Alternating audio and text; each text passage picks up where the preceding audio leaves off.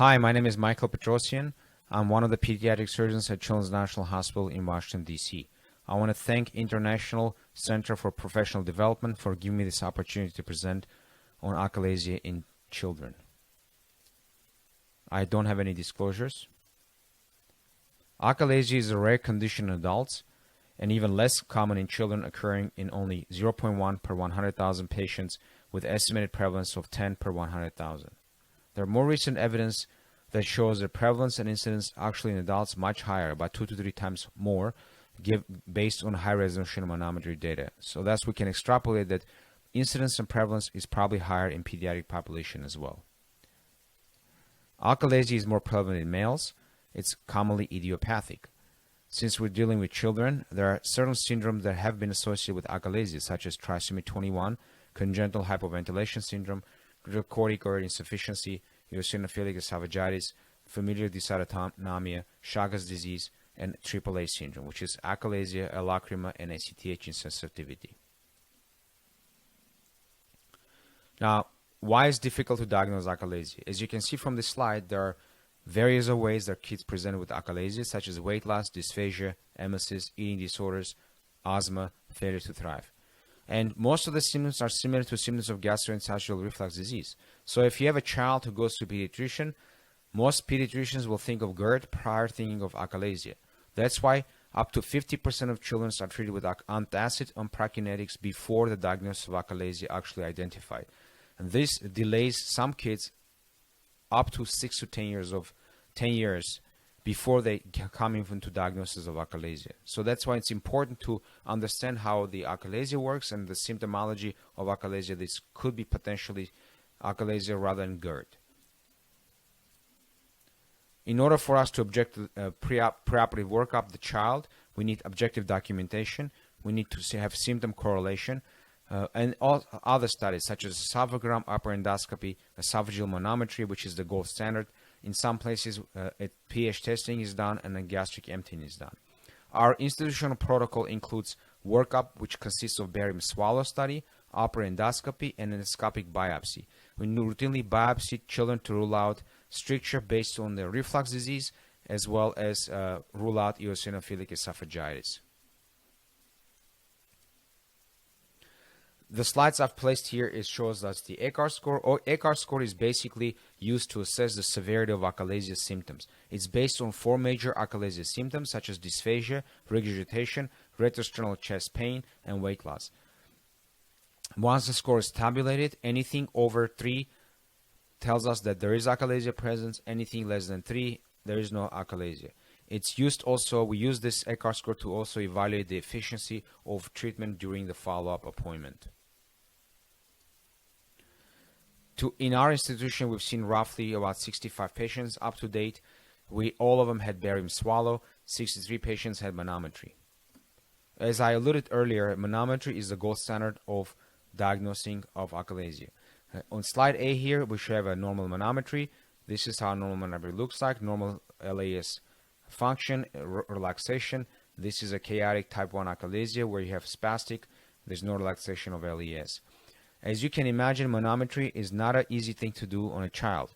Number one, we don't have child-controlled data. The majority of quote-unquote normal data values have been derived by applying data from adults or reviewing data obtained in children that are categorized as normal. The catheter size sometimes is large, the child is small, so there's an inability to perform the manometry. In certain patterns, while it's abnormal in adults, also can be normal in children.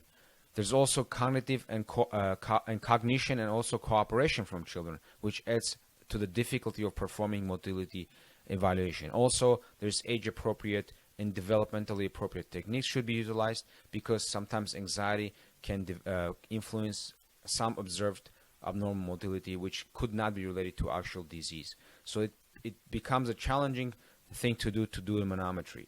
That's why you have to obtain manometry from the experienced pediatric gastroenterologist who does motility.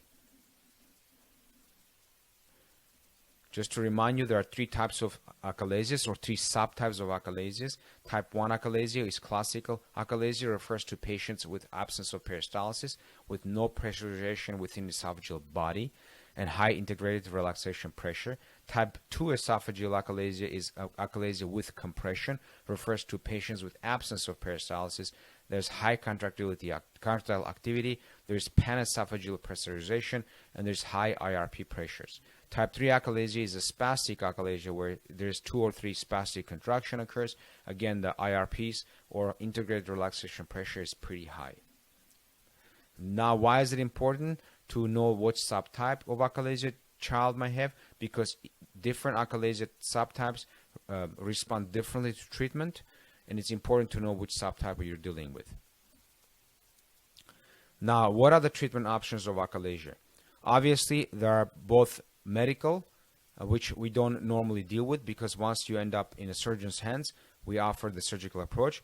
There's also other approaches such as pneumatic dilatation. Now, pneumatic dilatation or balloon dilatation is done sometimes by gastroenterologists, and these are require multiple dilatation to have results. We know that the long-term results of pneumatic dilatation or balloon dilatations are definitely inferior to myotomy, and you have to have multiple dilatation to have success rate. Now, pneumatic dilatations are, while it's easy to sort of perform, it can potentially lead to perforation and can cause significant complication. They also can cause scarring, which can make future surgical myotomy a little bit challenging. Other ways of treating achalasia could be Botox injection. This option is relatively good in patients who are poor candidate for balloon dilatation as well as surgery. The difficult part or the problem with this treatment is there's no established guidelines or protocols. Again, these are some of the guidelines or dosing is derived from adults, which is then extrapolated and then given to children. We know that 50% will need additional procedures, additional injections within 7 months. So while it's a good bridge to myotomy or making kids better and then to perform the surgical myotomy, Botox is not really a definitive treatment.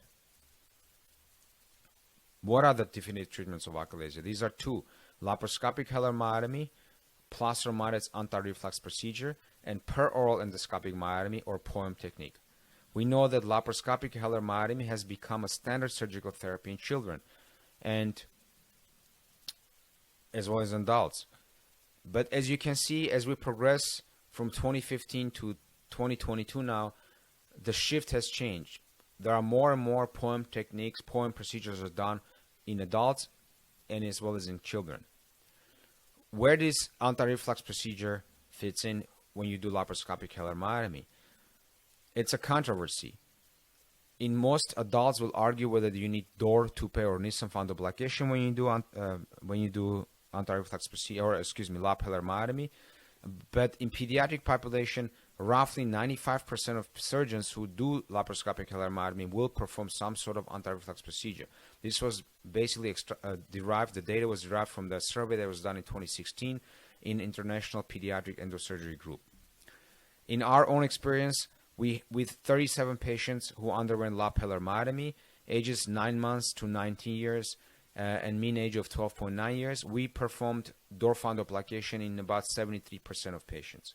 Patients who did not have fundoplication, roughly 27%, tended to be younger, and in more recent cases, in our experience, we stopped doing anti-reflux procedure after myotomy because we think it's a little bit more aggressive, and we've noticed in several patients, as the patients grew, the DOR kind of twisted the esophagus, thus leading to some sort of obstructive symptomology that patients presented with.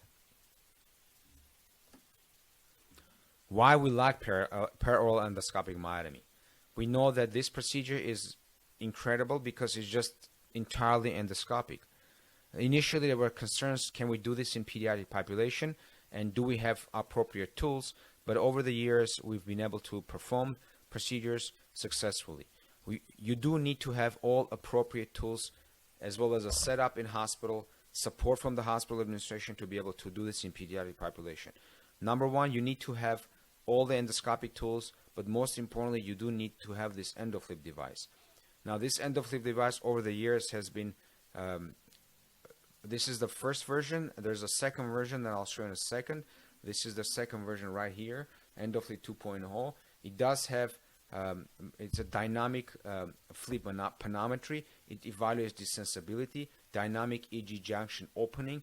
It does have the second version has the contractile response to distension, esophageal distensibility, and as well as motility in response to distension at the time of endoscopy.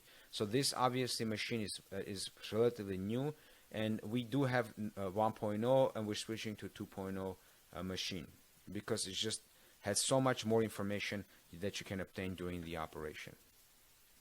Now, what does EndoFlip do? EndoFlip utilizes impedance planimetry and volume control distension. It measures the cross-sectional area and intrabrachial pressure.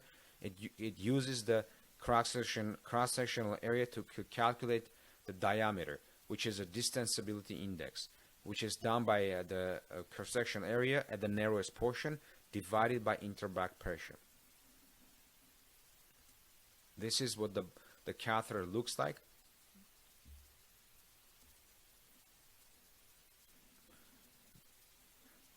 Not distended, distended with fluid, and has the 16-paired impedance planimetry electrodes that are spaced by 0.5 centimeter apart. You place this at the EG junction. You transorally push the catheter in the stomach. You slowly pull the catheter out until it straddles at the G junction, producing this hourglass appearance. This measures the distensibility of esophagus on the right, and then has the balloon pressure as well as distensibility index that it calculates. In this case, it's 2.6, which is pretty tight. All right, the interballoon pressure, this is what it measures. It does that calculation for us. Now, how do we know what's the normal parameters? Well, there was a study done by Carlson that looked at the normal values of 30 asymptomatic volunteers, and the cross-sectional area calculation was utilized, and that gave us a distensibility index from 5.8 and 3.4 to 9.3. Average was 5.8. And then they measured 70 achalasia patients that gave the distensibility index of less than 2, roughly around 2. Another study that was done by Teitelbaum allowed us to kind of extrapolate the sweet spot. This is a normal values of the distensibility index. And this, in figure 1, it shows both laparoscopic hilar myotomy and POEM where the EndoFlip was used. And here it shows that both operations resulted in increased distensibility after the myotomy, but the increase was much larger in the POEM procedure. The ideal range for the final EG junction distensibility, like I said, was 4.5 to 8.5, and 88% of patients right here within the range had optimal symptomatic outcomes at greater than 6 months follow-up, as compared to 47% of patients with final distensibility either above or below the range. So this is where we extrapolate our normal values. So what do? We measure the entire length where we're going to perform the mucosotomy, myotomy, where we're going to start and end, and where the EG junction is. Now, it's important to go 2 centimeters beyond on a stomach, away from the esophagus, in order to perform full myotomy. You don't want to end up short and basically performing incomplete myotomy, because then you'll have to go back and resect more muscle. What we do next is we bring the camera after our measurements. We inject the mucosa. We create the submucosal tunnel. We make a mucosotomy, and then we insinuate the camera into that hole. Okay, that gives us the ability to dissect within the normal mucosa into the submucosa and this connective tissue. The connective tissue between mucosa and the muscular layer of esophagus then is divided using the knife, as well as the injection of the methylene blue and pushing the camera into that area. This is where the connective tissue gets cut. When we reach the appropriate point where from our previous measurements, then we start doing the myotomy. Again, myotomy is done 2 centimeters on a stomach, moving all the way up to where mucosotomy is. Once we reach that sweet area, we then stop the myotomy. once the myotomy is performed, we then place the catheter. We measure our desensibility index. We measure our how much esophagus has been cut. If we're satisfied with the measurements as it appears here, we then finish the procedure. As you can see here, this is from the preoperative and postoperative flip. You could see the hourglass appearance, the tightening, single digits on one side, and a double digit of desensibility of esophagus on the opposite side. And obviously, the sensibility index is over 3. We reach the sweet spot. We are done with the procedure. We then go back, pull the scope out, and close the mucosotomy using clips. And the clips are placed in this fashion, and the clips usually fall off in about a week once the mucosa is healed. We then discharge the patients on clear liquid diets for about a week. Then they can advance to full liquids and then normal food. 3 ways of closing device, closing the mucosotomy that we performed. We currently use small clips, very easy to use, and it's not as difficult. There is an overstitch endoscopic suturing system that has been used. The issue with this technique, the scope is very large and it's hard to put in the esophagus. As you can see, the pediatric esophagus will not accommodate the scope on this device. And then now, currently, we've been using X-Tack more and more. In the last 6 cases, we used the X-Tack system, which is basically tacking system. It tacks, you can see here on the mucosal cut, it tacks at the tip on the sides, creating this Z approach. And then as we pull from the top stitch, it basically closes the mucosa shuts the mucosa close. Pretty neat technique.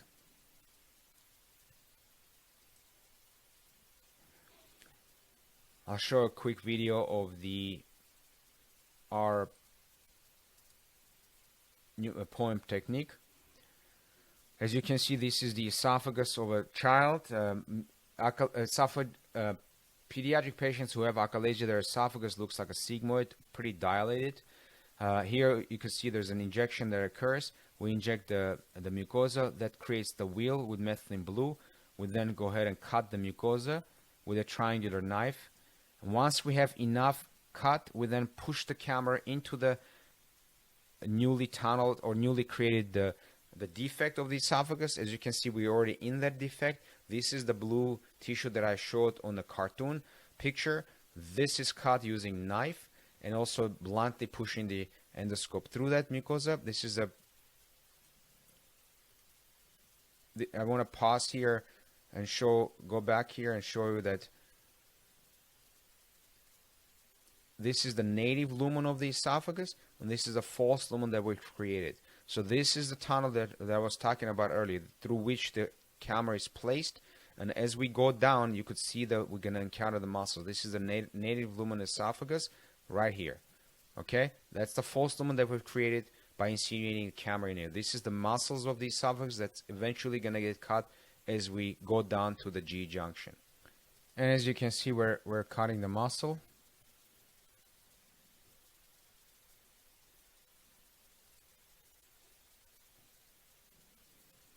And once the muscle is cut an appropriate level, you can see the thin layer of the esophagus and then the muscles that are being cut right on the stomach. It's important to be at 2 centimeters beyond where the G junction is. You want to be on the stomach to perform complete myotomy.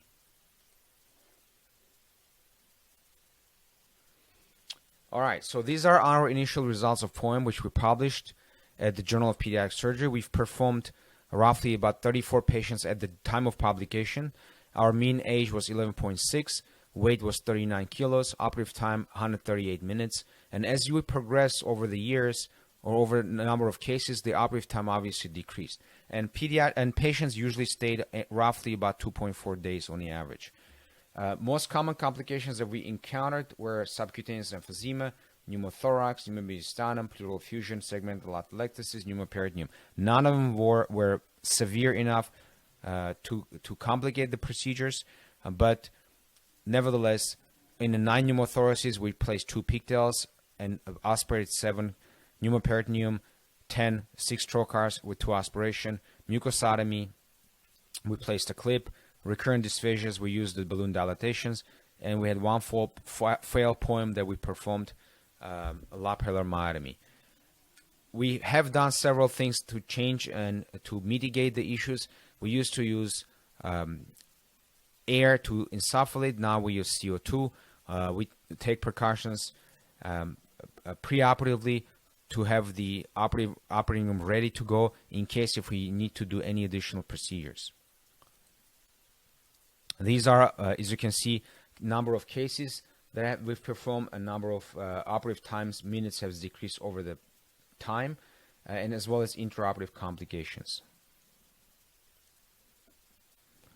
As you can see, 100% of kids had normalization of their symptoms. ACAR score was less than 300% of the time, and after initial POEM, only 31, 83%, and reintervention at 37%, 100% of the time. So our initial results, we think that POEM is safe and effective for children despite high incidence of intraoperative complication. Results are as good as potentially better than we think in our lapellar myotomy experience. There's definitely steep learning curve.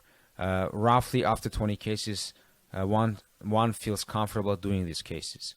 Up to date, we've treated about 54 patients. You can see the division of types of achalasias they've had. 55 completed POEMs, similar age, similar weight. Again, we had some intraoperative complications, but none of them had major issues. We think that the difference between lapellar myotomy and POEM, these are the chart that I've placed in. We definitely think that in POEM, where there's no skin incisions, myotomy of only circular muscular layer, there's no disruption of diaphragmatic hiatus like we do in lapellar myotomy, and no concurrent anti-reflux procedure, although the it's done in anti-reflux procedure is done in adults nowadays with POEM. In pediatric, the jury's still out.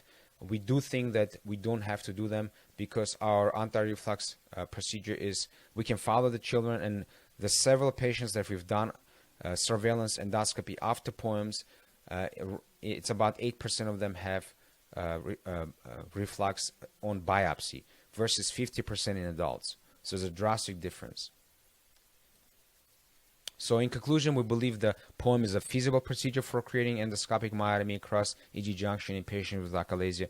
There are published variable short-term, and most of them have learning curve, but the outcomes are great. POEM is a complex procedure. It requires both advanced endoscopic and surgical skills. I want to thank the ICPD for invitation, and thank you very much for this great opportunity and honor to be present.